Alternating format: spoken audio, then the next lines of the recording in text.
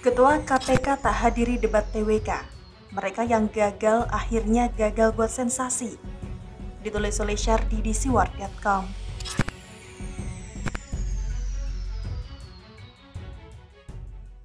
Halo, berjumpa dengan suara Grace di channel Metro Politik. Seolah masih belum puas play victim dan membuat narasi melenceng, para kelompok gagal tes TWK KPK terus berusaha memancing sensasi.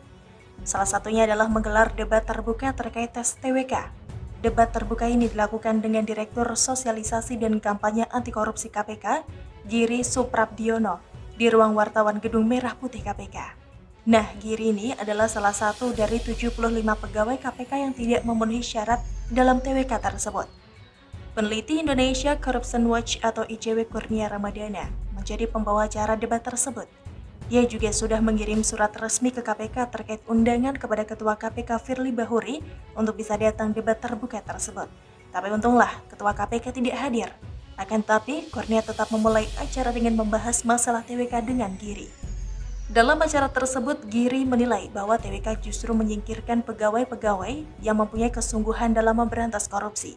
Yang kita saksikan dalam 1 bulan ini ternyata polemik TWK ini justru menyingkirkan orang-orang yang memang mempunyai kesungguhan dalam memberantas korupsi, kata Giri. Dia juga meminta kepada Presiden Joko Widodo bisa menyelamatkan nasib 75 pegawai KPK tersebut. Ketika acara sudah berlangsung sekitar 40 menit, Firly juga tidak terlihat hadir di ruang wartawan Gedung Merah Putih KPK. Absen, ini adalah pilihan terbaik. Ngapain juga ikut debat? Ibarat seorang siswa gagal ujian, lalu protes di meja gurunya debat soal tes. Ini hanya buang waktu dan pelampiasan ego dari orang yang gagal. Kalau melihat dari sikap dan reaksi dalam menyikapi tes TWK, ada kemungkinan sebelumnya tidak pernah ikut tes serupa. Bagi yang suka pernah ikut tes, pasti tidak akan kaget. Dulu tidak ada tes seperti ini saat perekrutan pegawai KPK. Jadi begitu diberi tes yang menjebak dan menekan, jadinya terkejut dan panik.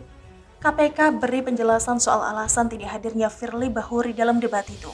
Pelaksana tugas juru bicara KPK Ali Fikri mengatakan, kami telah merespon surat tersebut bahwa Ketua KPK tidak bisa memenuhi undangan tersebut karena ingin mengakhiri polemik di ruang publik terkait dengan alih status pegawai KPK menjadi ASN. Debat publik dilaksanakan di pelataran Gedung Merah Putih KPK yang merupakan area publik.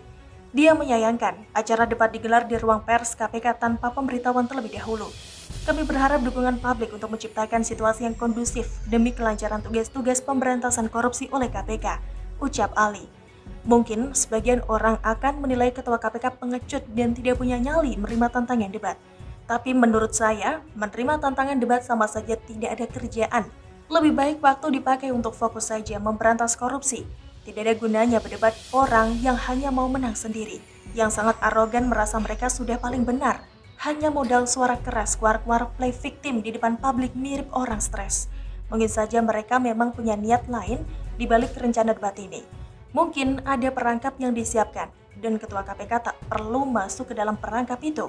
Sebenarnya dari sini saja sudah jelas mereka kecewa dengan ketidakhadiran Firly, yang artinya mereka tidak punya kesempatan menembak dan menyerangnya. Gigi jari lagi deh. Cara paling mudah meladeni mereka adalah diam dan cuek. Ini adalah respon yang sangat menyakitkan tapi ampuh.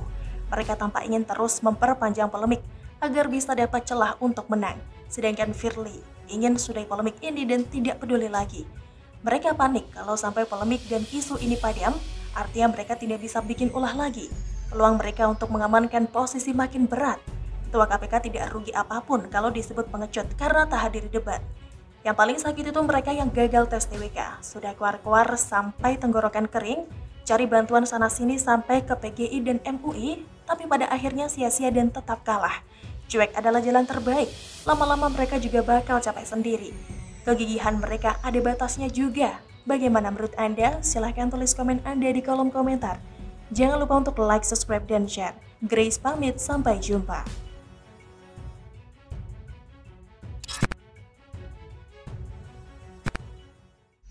Keren Gibran, ada Malioboro versi Solo. Ditulis oleh Anto Wijaya di siwar.com.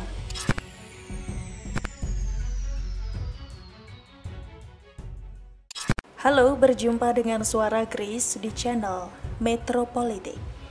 Gibran Raka Buming Raka, wali kota Solo ini memang tampil beda. Kehadiran pemimpin daerah model seperti Gibran ini memang sangat dibutuhkan Indonesia. Anak-anak muda yang memiliki pemikiran revolusioner. Secara pribadi, saya mengapresiasi gebrakannya untuk kota Solo. Terutama di tengah pandemi yang meruntuhkan sendi-sendi ekonomi dari segala sisi. Impaknya kemana-mana. Tapi sayangnya banyak pemimpin daerah yang cara kepemimpinannya linear begitu saja. Cenderung monoton dan stagnan. Ada bahkan saya menyaksikan dan merasakan sendiri seorang kepala daerah di sebuah kabupaten di Provinsi Jawa Tengah yang dalam 5 tahun kepemimpinannya nyaris sama sekali tidak banyak berbuat. Contoh yang paling sederhana adalah pasar. Masih seorang kepala daerah yang saya maksudkan. Sebelum yang bersangkutan menjabat, ada pasar kota yang terbengkalai karena kebakaran. Terpaksa para pedagang membuka kios di jalan sekitar pasar, dan para pedagang pun menunggu pasar dibangun kembali. Tapi tunggu tinggal tunggu, janji tinggal janji saat kampanye, tapi sampai 5 tahun kepemimpinannya, pasar itu pun belum jadi. Sampai akhirnya yang bersangkutan sudah tidak terpilih dan menjabat lagi. Terus ngapain saja menjadi kepala daerah? Kadang saya heran mereka ini jadi kepala daerah tujuannya untuk apa? Hanya gaya-gayaan saja atau bagaimana?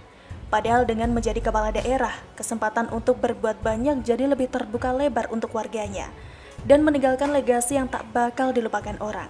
Nah, inilah yang saya maksudkan para pemimpin yang linear, monoton dan stagnan. Mungkin tujuan mereka hanya ambisi pribadi atau keluarga, pernah menjadi bupati, wali kota, dan lain sebagainya.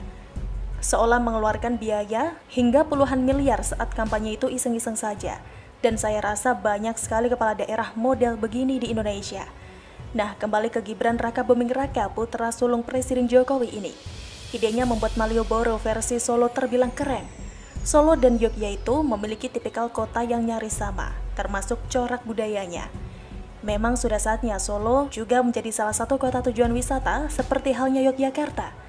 Apalagi jarak antara kedua kota ini relatif tidak jauh, sekitar 1,5 jam melewati ruas jalan utama Yogyakarta-Solo via Candi Prambanan, Klaten, Kartosuro, lalu Solo.